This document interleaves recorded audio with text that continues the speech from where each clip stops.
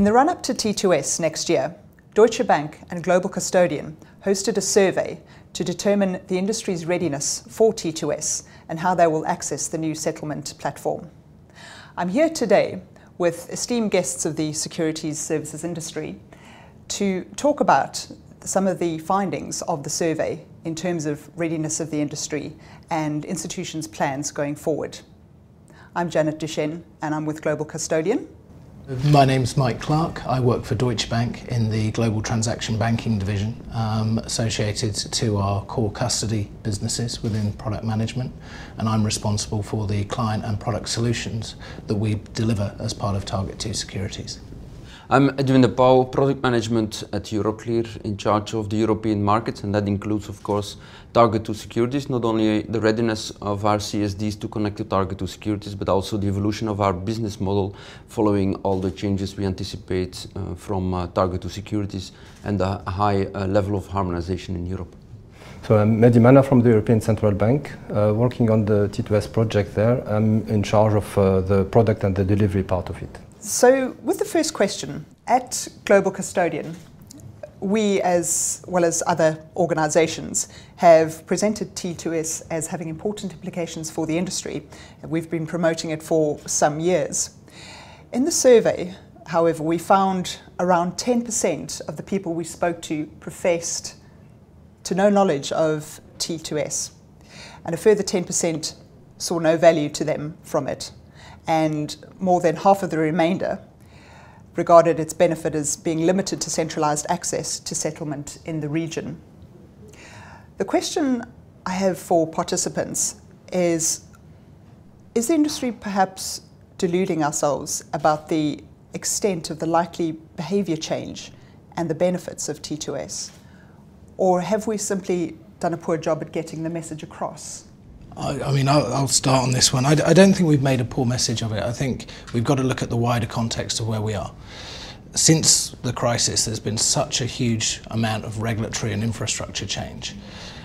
We believe that a lot of clients are focusing on the comply first approach to where they're looking towards. So Target 2 Securities at the same time as other changes becomes compliance, and compliance leads towards that centralised access. I think if you also look at it, I think there are some clients who are further away from the actual infrastructure change. They use a global custodian and an agent bank or an ICSD to connect, so they're further away from that change. So again, not being part of that means that you may not see the benefit as clearly. And I think we as an industry need to be helping and consulting with our clients as to these additional benefits as they come through. We're also seeing a little bit of people seeing that the benefit of T2S comes later, and as such they're almost taking to the beginning of T2S a kind of wait and see approach. Let's see how things evolve, let's see how we can then adjust ourselves for that longer term. So we're finding ourselves in a lot of consultancy type approaches with our clients to understand and to help draw out where these other additional potential benefits are. I tend to agree with that. I think Target 2 Securities in isolation brings a consolidation of settlement platforms across 23 markets. However, the real benefit from Target 2 Securities comes when we will have reached the level of harmonization across markets in asset servicing, in settlement, and that will be the moment at which we can talk about a single European settlement landscape, and that are the real benefits. I think the way clients see it today is that indeed they have a lot on their plate today, and there is no fixed date on when to reap the benefits from Target 2 Securities. So the majority of them, they are today in a wait and see attitude. They will accommodate the minimum changes imposed by Target 2 Securities and CSDs migrating to Target 2 Securities, and then they will wait and see how harmonization across markets will evolve, and when the right moment is there, they will decide on their future business model, and they will decide how they will enter in those 23 markets.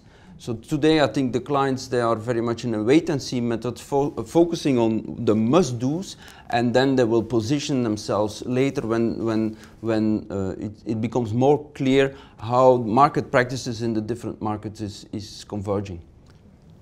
I don't find the result too bad, actually, of the survey. But I would not say that the benefits of T2S are limited to central access to settlement in the region.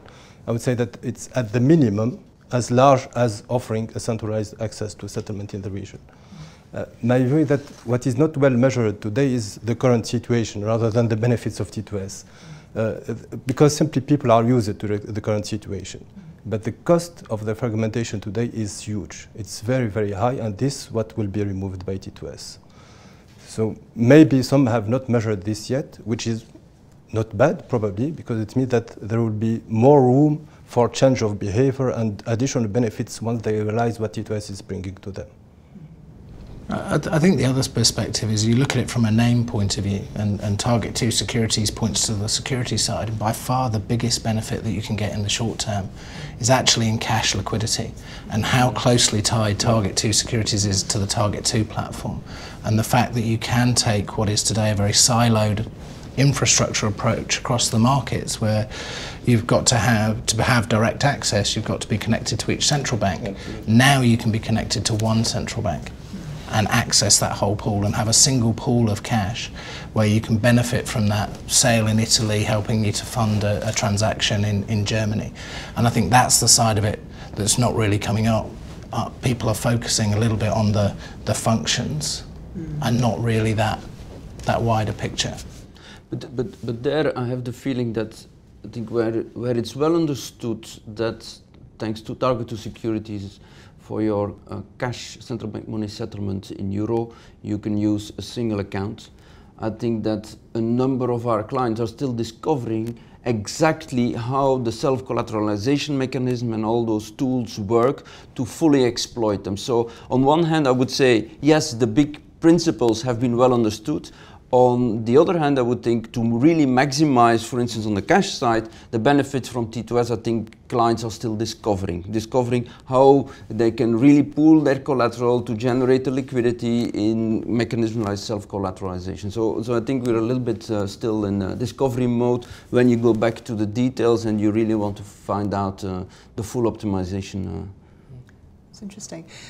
Just leading on from that, in our second question, we have a phased implementation plan to T2S, of course, in a series of waves.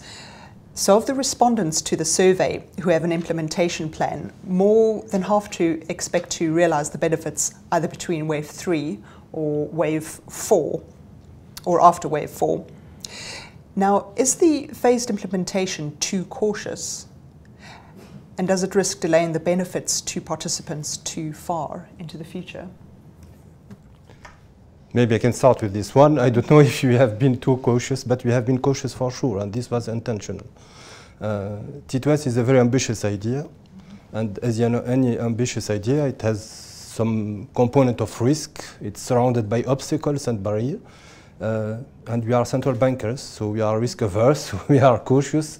We like the idea of T2S. We wanted to get through and to make it happen, and this is why we have been cautious in certain areas. And indeed, the deployment of T2S and the phased approach for the migration is one element to control the risk and to make T2S happen and to secure the benefits rather than have them as soon as possible, yes. The settlement engine is a critical component of the infrastructure in Europe. So I think we have adequately, today with the current migration plan, we have adequately balanced between business opportunities and implementation risk. I think the settlement volumes have been well spread over the 4 waves, with in each wave a key European market. So from that perspective, I think the right approach has been taken. We should not hurry, because I think the cost of a failure is too big. If a CSD would migrate to target 2 securities and discover that the settlement engine would not work anymore, it's going to be a big disaster. So I think we have adequately balanced. I think it's also demonstrated by the fact that now we're looking at migration over a weekend, that we see that those volumes just fit within a migration weekend. So that also demonstrates that the right approach has been taken. And it is true that the real benefits will be reaped once there is a critical mass of settlement volumes on target 2 securities, which is wave 3 and beyond. But that again, I don't think that we should do differently. I think that's the right approach. Gradually moving 23 markets is not it's not a few, it's a lot. So I think the right balance has been found by the ECB here. Yeah, I think it is a question of that word balance, and I think you have to look at what's achievable, and I think the 4 waves make it an achievable set of goals, and they make it an achievable set of volumes and assets within each wave. And I fully agree with Edwin when we're talking about critical mass, and it's wave 3 and beyond where we have that critical mass and we'll really see the benefits coming into play. And I think tying back to the previous result, it's kind of where people are in that wait and see approach. But then I look towards the gaps between the waves. So having chosen to balance the waves and put the gaps between the waves, you've got to consider what we need to do. We need to obviously make the adaptation. We need to be able to change our systems to be able to process. We need to be able to go through the testing period and the migration period. And most importantly, we need to learn the lessons through that process. And we need time to be able to put those lessons back into place, ready for the next wave.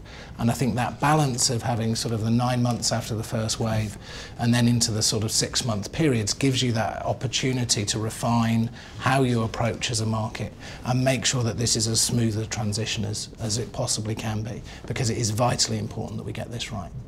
And I would also like to look at it from a user perspective. Euroclear Bank is a big user in many of the CSDs in Europe. And if we look at the implementation challenge for Euroclear, it is also important. Today we have 3 T2S migration projects run in parallel, one for wave 1, one for wave 2 and one for wave 3. So I think also from that perspective, if you look at the users of the CSDs, the time gap between the different waves is the right time. It's not too long to make sure that you keep the momentum, but it's also not too short that you need to combine and to stress too much and settlement expertise in one go.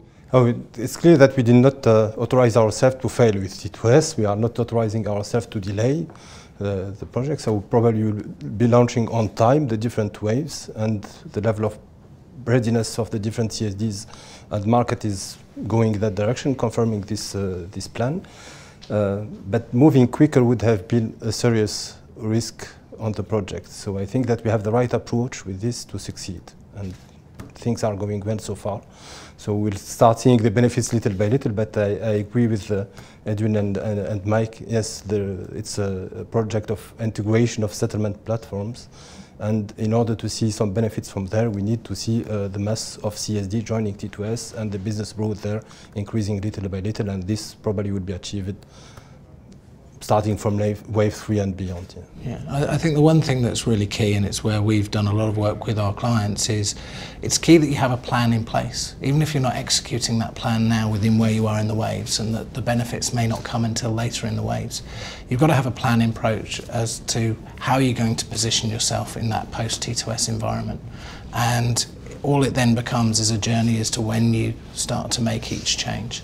And all I would just reiterate, as we do in all of our engagement, is just make sure that you work and make sure you understand what your end picture is, and make each decision as a journey towards that end picture, and start that now, rather than too much of the wait and see, which is, I'll just wait until wave 3.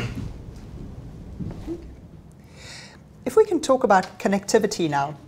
In the survey, 30% of respondents expect to connect to CSDs via an ICSD.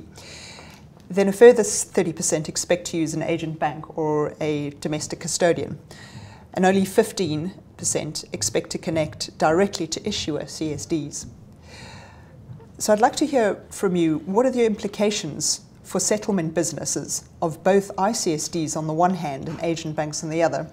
And the second part is, will both groups gain? Will one group gain at the expense of the other? I think we need to realize that settlement already today is a commoditized business, and it will be even more so after Target 2 Securities. And the real game will be about asset servicing and will be about collateral management. And today, both the ICSDs and the agent banks, they play a different role in those asset servicing and collateral management domains. They serve different clients with different needs, and I do not expect that to change rapidly.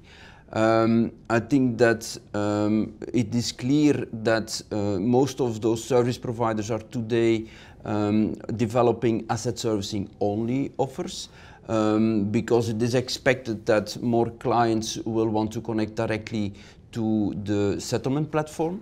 But on the asset servicing, which will be the core competitive game between all the players, I think that not much will change in a short time frame. What we also see is that we have the number of providers is increasing. There are a number of newcomers, especially in the CSD space, but I am convinced that if we look medium term, that there will be consolidation, and that in the end term, the number of players will significantly reduce. Now, who will win, agent bank, ICSDs? I think both will win, because I think everybody will win with a more efficient European market. And globally speaking, I think we will all win, because Europe will be better positioned versus the rest of the world. And we should always keep in mind that we are not in an isolated European securities business, that the securities business is a global business. I mean, I would agree with Edwin in terms of we're looking really at responses that can come from different client sectors, different client needs that come through in their decision making and how they choose between the provider. I think from an agent bank perspective, we bring to the table that local market knowledge, local market expertise of being very close to the regulators in each of these markets. And while things like asset servicing remain unharmonised, that need is key, really. And I think the global custodians will always need that closeness to market especially, and I think we'll see that come to the fore. We also need to look at the wider banking facilities, and can we take the liquidity opportunities that come through the harmonised settlement platform, the link to the central bank funds, and then say, can we take that further into other elements of banking, so be that payment banking, be that linking into FX, and really giving clients a single, more holistic view of one pool of cash that's being used for their entire business. And again, I think that level of service is where the agent banks help. It's all about the value add in the future. It's not settlement. And I think you look at the ICSDs, they have fabulous collateral programs that help clients mobilise their collateral and help fund their business. And what we're seeing now, and we'll see ongoing, is agent banks becoming much closer to be able to help distribute domestic assets through those channels. And in terms of who's going to win, I also agree with Edwin. I think there's areas where we'll be competing, but there'll be areas where we'll be partnering together, and that will be looking at finding the optimum solutions for clients around mobilisation and around reach and value-added services. Yeah, indeed. I think it will be a question of looking for the complementarity between the infrastructures and the agent providers, rather than trying to compete with each other. I think we both add values, we both serve different clients, we serve different products, or we are better at one product versus other products, and so we need to look for the complementarity, because that's where the market will gain most. We should not reinvent the wheel. Leverage what exists and complement where there is still a need.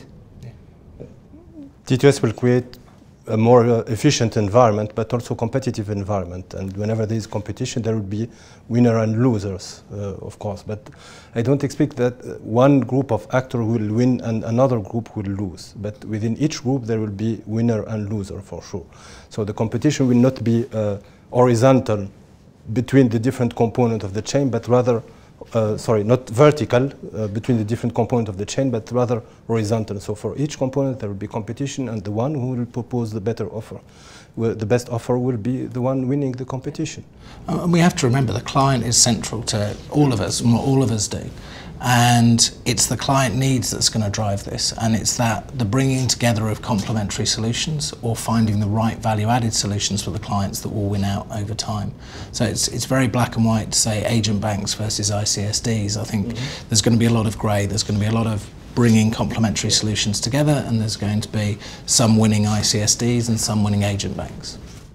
And it's a lot going to be about open infrastructure. I think the openness of the infrastructure, we already see, for instance, at Euroclear, that asset servicing is being unbundled from settlement, collateral management, we're creating an open infrastructure. And I think the openness of the infrastructure and of the solution of the different service provider will allow for that complementarity, will allow to partner where partnership makes a lot of sense. Yeah. In terms of account structures, going on to the fourth question, we have 40% of respondents to the survey saying they have not yet decided on the account structure that they expect to operate, and more than 50% are not sure what other services, for example, full service custody, asset servicing, etc., they will purchase. My question is, do clients really understand the opportunities for the potential for benefits available as a result of the implementation of T2S? And then, does lack of decisions in key areas indicate a real lack of preparedness or a potential reluctance to change historic practices and relationships? Well, I think we've got to look at this in a slightly different way as to what drives account structure change. And account structure change are a response to what's happening in the market. So we've got regulations like AIFMD and UCITS 5 that are really driving towards asset protection and therefore segregation of assets. We've got other regulations coming through like shadow banking and the shareholder rights directive that are almost going down to the level of saying you need full disclosure of beneficial ownership at the level of the CSD. So while you've got that context, you need to bear that in mind. I think there's also things around Basel that are making people look at liquidity and whether they need collateralized, disclosed credit lines, whether they need to use their own liquidity in T2S. And again, that has an implication on account structure. And for me, T2S is not a driver for the change. T2S is an enabler that allows people to look at that bigger picture and look at that longer to medium term view of what's happening in that regulatory picture, what's happening in terms of securities and cash liquidity, and how do I bring that together. And I think it's our role in the implementation of T2S and in that planning of the longer term journey to work with our clients so they understand all of those moving parts and make the right longer term decisions for account structure. So I'm not surprised that people are saying necessarily that we're not doing anything immediately. I think it's just an indication that we need to be going out more and working through that bigger picture with our clients and taking the right decisions for the long to medium term, given the regulatory and T2S picture. True, it's the regulation which will mainly drive the exact account structure where clients decide to hold their assets. And today there is still an uncertainty around some of that regulation on how exactly it will be translated in local law. And as long as that uncertainty is not removed, I think clients will wait and decide later. At the same time, we know that many of the clients, they are very busy and their roadmap is full with other regulatory initiatives such as FATCA, compliance with US FATCA, which means that they look today at T2S as how can I minimize the mandatory changes coming out of T2S until the moment that I see clear how I want to structure my account and therefore then take that second step to move to the right assets holding. What is the best way to minimize the impact from T2S? If today you're holding your assets with an agent or with an ICSD, well, the best way to minimize the impact from target to securities is to stay where you are. It's only when you then later make up your mind and know that's exactly where I want to hold my assets that you make the change and then you are set. But I agree with you that the uncertainty today does not allow clients to really decide, do I hold my assets in an issuer CSD, in an investor CSD, do I keep it with an ICSD or an agent bank? And therefore, they are better off staying where they are until that aspect is being clarified, and then make the right move. So whether the clients fully understand or not the opportunity of T2S, I think that it depends how far is that client from the settlement platform. So the T2S offer to its direct client, meaning the central banks and the CSD, has been defined and clear for about 6 years now. But this offer has to be digested by the CSDs and the central banks in order to define themselves their own offer to their customers. And this has to go through the different layer of the chain. So obviously it takes time, but things are little by little being defined. So I know that the CSDs have shared with their customers the different adaptation plan, what are the different business offer in the context of T2S. This is used by agent bank now and by custodian to define their own offers. So little by little this change and the opportunity will be propagated through the whole chain. But we are still on time to see this happening even from the start of wave 1, I think. In terms of the next question, looking at the survey, we have around 50% of respondents saying they expect to use some elements of new functionality available under T2S, with less than 10% saying they will definitely not be using them. 30% of respondents say there's a very high likelihood of them using the settlement matching functionality, and over 60% have usage of this as likely or higher. This is more than twice the proportion very likely to use other functional, for example, partial settlement. Now, has T2S been presented or perceived too narrowly if we look at these results? The result is a bit strange, I would say, for this. T2S is about settlements. So you cannot use T2S without using the settlement in T2S. So this is one example. But once again, I think it depends about which user are you speaking about here. So maybe some of the functionality or the changes introduced by T2S will be totally transparent to some users. You mentioned the example of partial settlement. So partial settlement probably will be used by all or most of the CCPs. So whenever someone has a trade going through a CCP, the partial settlement function will be used. But whether this will be visible or not by the end user, it will depend on the different actors that will be there in the chain. And at the end, it does not matter. Maybe they are not consciously aware of the fact that they are using some of the new creative functions of T2S, but they will get the benefits of it. Partial settlement will increase the settlement rate, and this will be beneficial to all. And the different actors and users, they don't have to decide or send trades with partial settlement. This will be triggered automatically by T2S or instructed accordingly by their service provider. And things will be running smoothly, and the benefits will be once again propagated through the whole chain, even in terms of functionality, whether they are new or classical ones. It comes down a little bit to Edwin's point as well, I think, in terms of compliance. If you're thinking about complying first and evolving your solution to T2S in terms of account structures and how you optimize that, I think that the first thing that comes to mind with settlement and what you have to do, matching is fundamentally intertwined with that. And I think if you're looking at it purely on, even if you're doing the bare minimum, you're going to see some benefit from the matching now taking place in T2S. I think some of the other functions traditionally have been used by certain sectors rather than by others, but there's possibilities that maybe they can be more used. How will prioritization evolve? How will hold and release of functions evolve? Hold and release used to be used primarily through an agent bank to control an omnibus function, but that function in its own right now could potentially have additional benefits further up the chain where that may not have been used previously, in terms of pushing instructions into the market for matching but on a hold status, and then allowing say stock lending instructions to go out not on hold allows you to a little bit manage your inventory a little bit better. So I think some of that type of functionality will evolve over time, but people need to move away from that comply first mentality towards where the benefits come from. I think from from our perspective as an agent bank, we will be offering all of those functions in terms of us using them and giving them to our clients to make use of.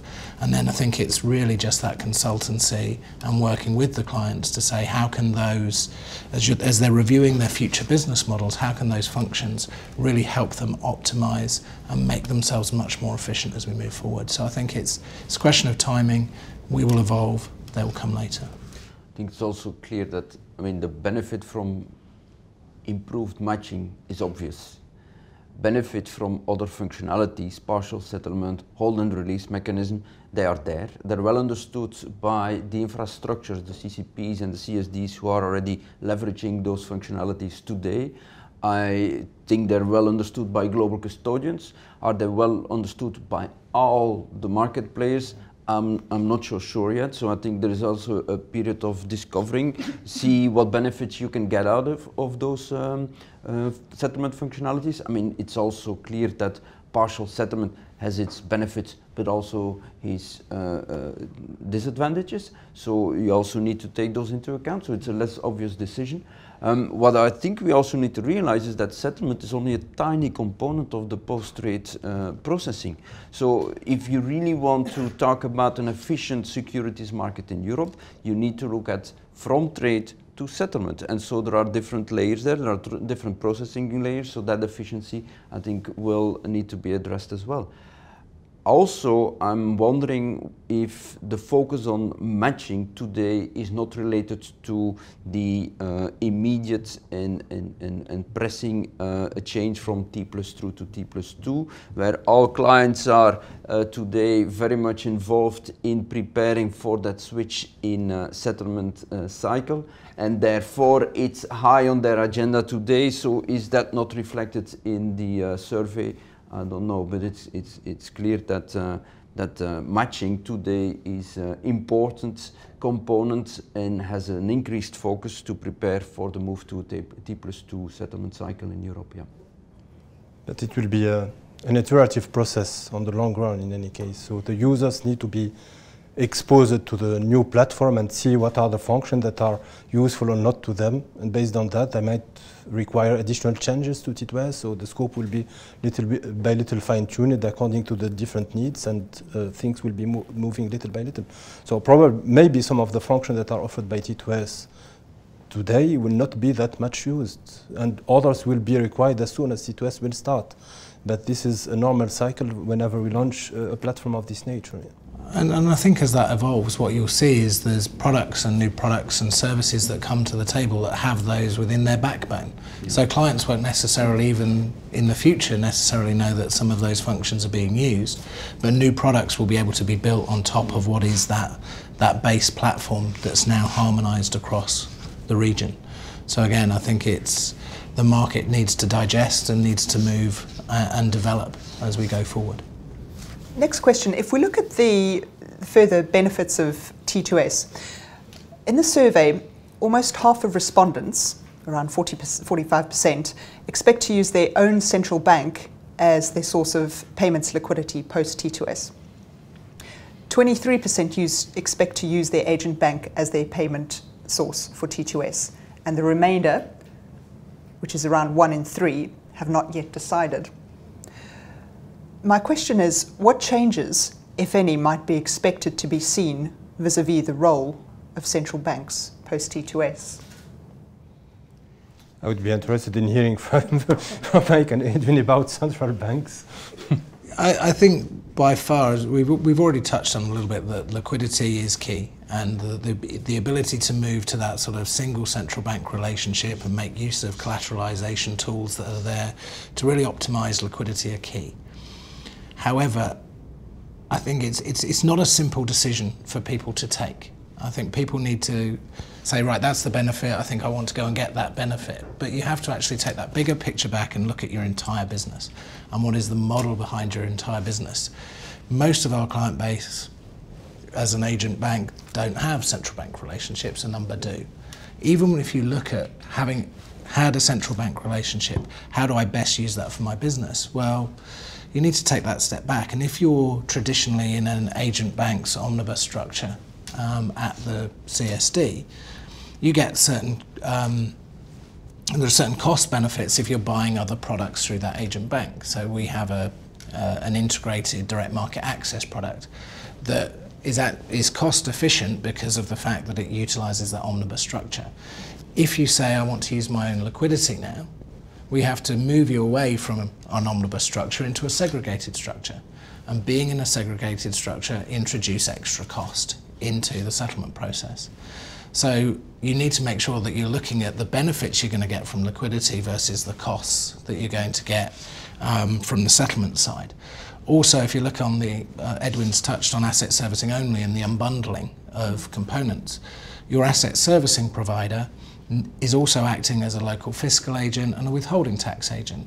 So part of that function means that, you know, the income may be posted gross, and that agent needs to take that withholding tax pre-delivery through. So if you're using your own liquidity, you have to move to models whereby whoever's providing your asset servicing keeps that liquidity separately.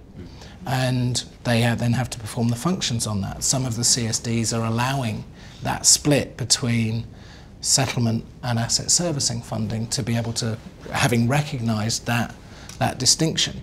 But again, it's about the business case. How quickly can your service provider and asset servicing allow you to recycle your income into what's happening for your settlement processing? So you have to weigh up how important is the income through to your intraday liquidity as much as you're benefiting on the settlement side. So I think it's a key thing to do a business case. It's a key thing to understand the different products and the range of business that you are servicing, and it's not a one-size-fits-all solution either. I think we have to work with our clients to understand the shape of their business, and then on that make the right recommendations of where their liquidity works and where their liquidity may end up costing them more long term. You also then have to factor in, again, as we were talking about with the earlier initiatives, the use of third-party liquidity and what that means from a regulatory perspective with Basel. So all of these things are in the mix that need to be considered. There is one immediate benefit from Target 2 Securities, is the ability for clients to settle in central bank money, euro, out of a single cash account with the central bank. So I'm not surprised that 45% of the respondents to this survey have decided or are going into the direction to use their own central bank as their main liquidity provider for settlement. I'm not surprised by that. But at the same time, we need to realize that the decision on how to source your liquidity is not only driven by settlement.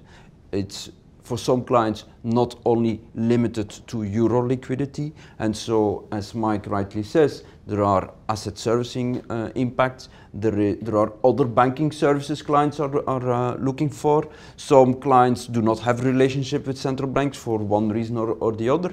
So I'm equally not surprised that 23% expect to continue to use their agent bank, because their need is not limited or not sufficiently important for settlement that it requires or pressures for a change.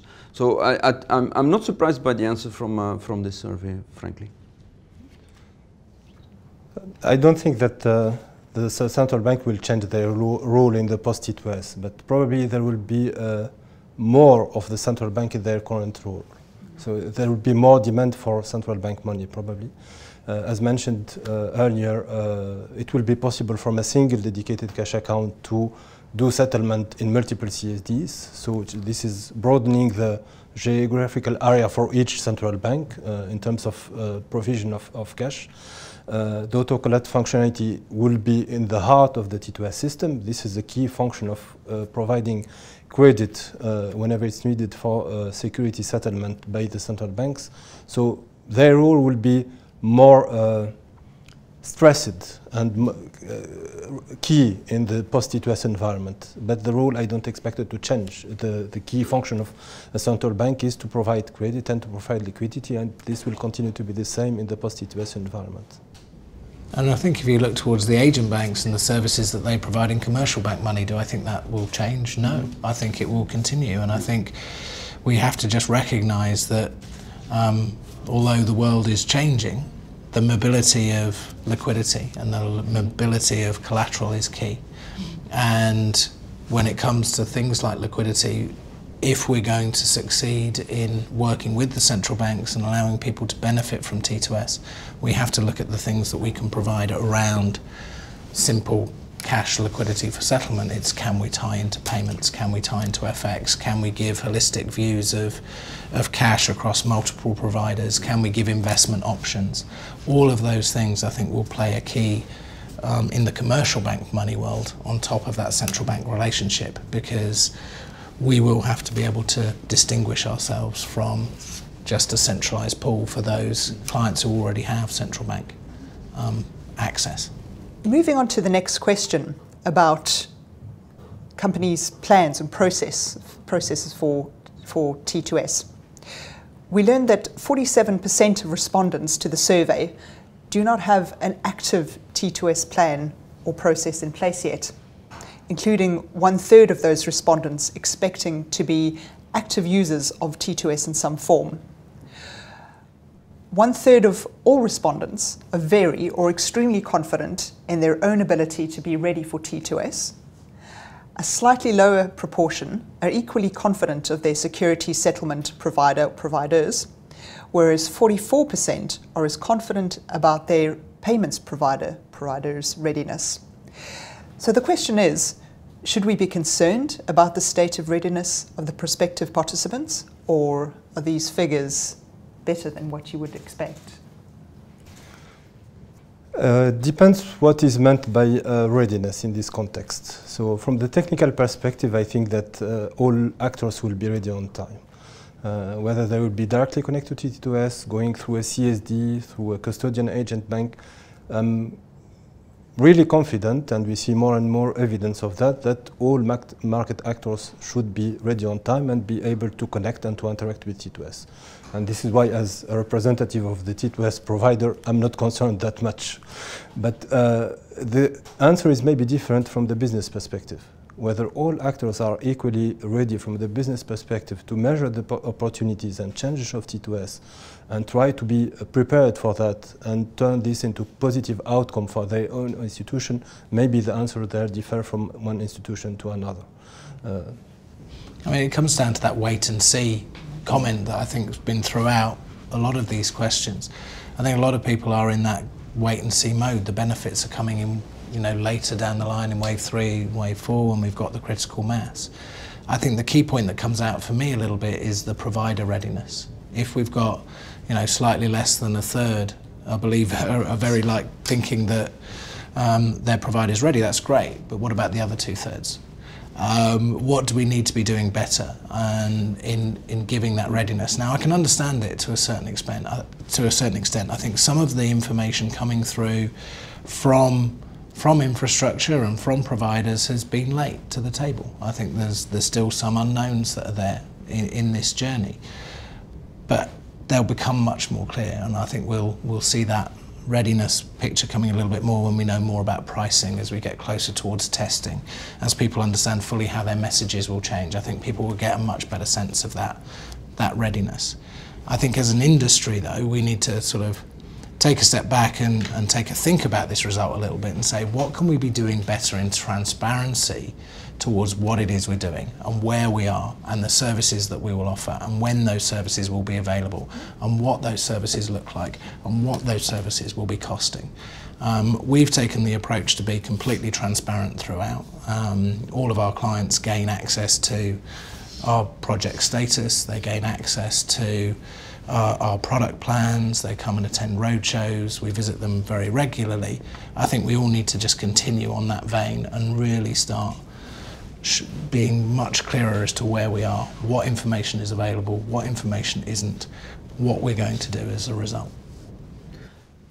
Euroclear has published earlier this year detailed service descriptions, which I think in very detailed tells clients how target-2 securities will impact them. But that is not enough. What we are doing in parallel is also we have very regular workshops in each of our markets where we actually walk our clients through those impacts. We answer questions from our clients, and in parallel we are also closely monitoring their readiness. So we have also published recently a survey where we have inquired our clients about their readiness, where the feedback was more encouraging than the feedback from this survey. Now, it is limited to CSD members, so that might also explain why the feedback is more encouraging, but at least the large majority of our clients, they tell us that they are on track to prepare for the testing which will happen in September next year. Now, we still have some time ahead of us, but it is true that all the providers should focus very much on explaining as much as possible the impact from Target 2 securities to their clients and monitoring very closely how they are preparing for it, how they are preparing for the testing, how they are successful or not during the testing, and reaching out when they see that some clients need help. So it is a major project. It will continue to require more and more follow-up with clients, making sure that they fully understand the impact and that they are all ready. Because the non-readiness of a few clients can actually put at risk a larger market.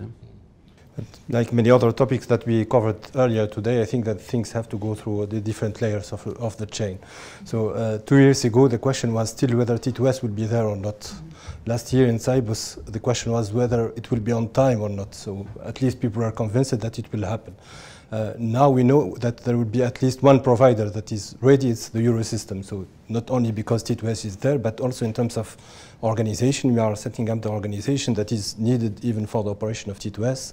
And all these are being tested and for the time being confirming the plan for the launch of T2S and being ready on time. Now we are moving to the next layer of the chain. So the few months ago was still the question whether the CSD will be ready or not. So we see it through the different statuses that we collect from the CSDs that things are turning more and more into green, at least at the level of the CSDs. And now this readiness level will be propagated little by little through the different layers of the chain, and hoping that all of them will be in a position to take benefits from T2S as soon as possible.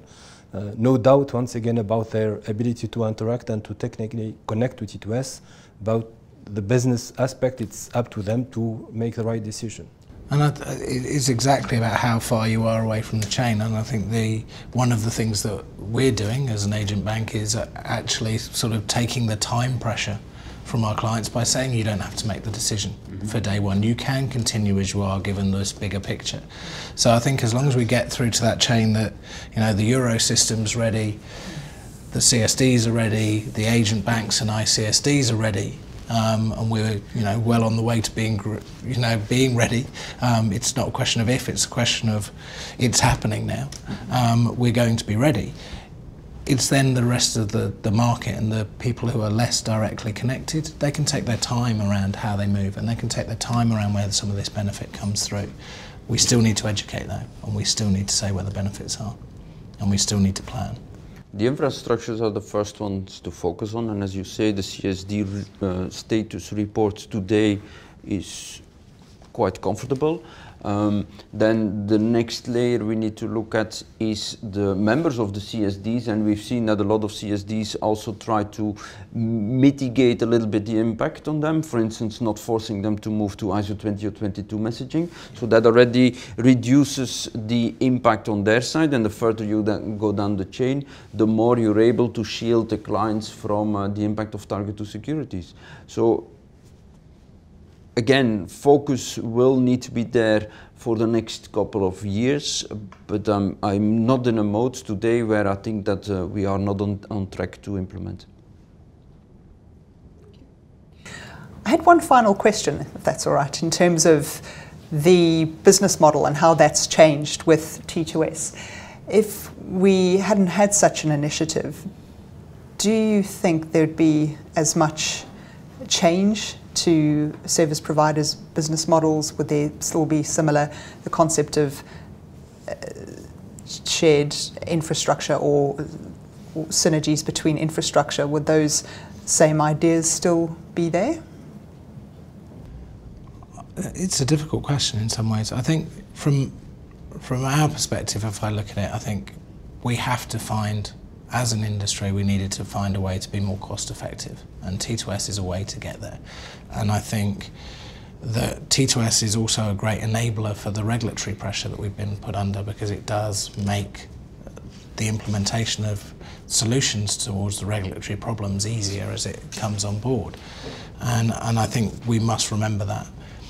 If you look outside of the European region, you look towards making a competitive zone that is going to make markets work together.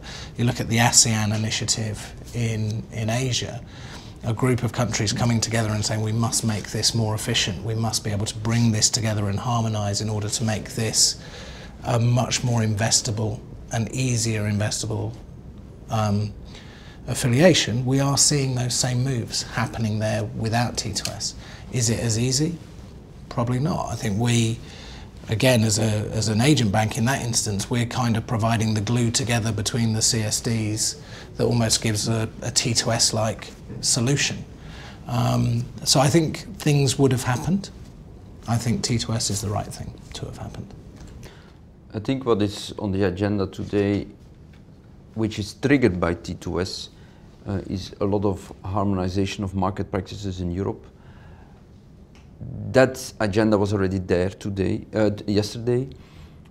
We also see evolutions towards more open infrastructure. That agenda was already there yesterday, but I think T2S accelerates it. And there, I think we all need to recognize that T2S has created the momentum for more harmonization and for more open infrastructures in Europe, and that's the real benefit which we will all see. I fully share the idea of T2S as an enabler. T2S is not dictating to do things in a certain way. It's really an open platform, but with T2S, things that were not thinkable a few years ago are becoming possible today.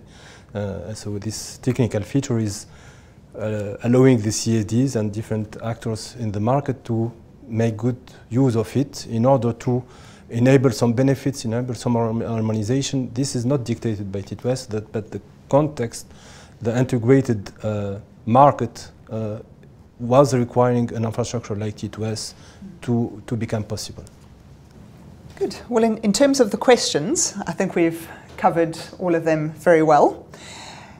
The actual survey has yielded to some surprises and some results that were to be expected in terms of the industry's readiness for T2S and how organisations plan to access the new settlement infrastructure. It's also clear there's a lot of work to be done before and also during the implementation phases. So the journey doesn't end with the first wave, or neither the last wave, but it's an ongoing platform that will continue and hopefully continue to deliver benefits well into the future, past 2018. So with that, thank you very much for your time and for your participation. Thank you very much. Thank you very much. Thank you.